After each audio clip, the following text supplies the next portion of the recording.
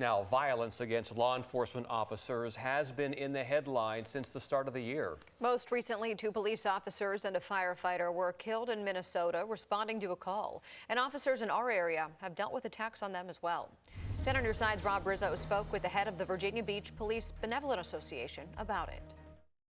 923 for an injury, 242 Fairfield Shopping Center. Every day is different. Yeah, but we have a violent domestic in place. Every call for service is different. Spawning for a meal, laying on the ground. You don't know from one day to the next what you're in for when you go to work. Brian Luciano is president of the Virginia Beach Police Benevolent Association and has just recently retired as a law enforcement officer. I've been assaulted. I've had knives pulled on me. I've had guns pulled on me. I've come very close to using deadly force. I've had deadly force used upon me. He says it's no surprise to him when he sees officers being attacked or even killed.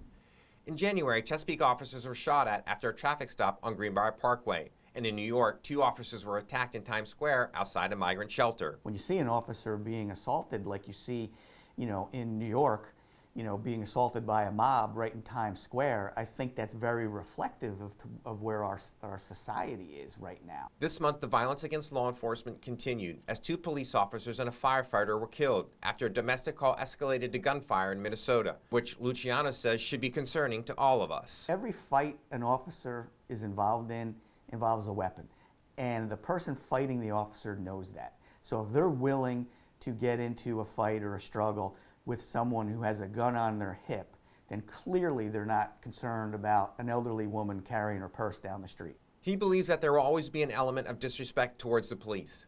But over the years, what has changed is the way the criminal justice system is treating the criminals. On February 1st, after 27 years of service with the Virginia Beach Police Department, Brian Luciano retired, knowing that on any given service call he could have been seriously injured or had his life taken away. In Virginia Beach, Robert Rizzo, 10 on your side.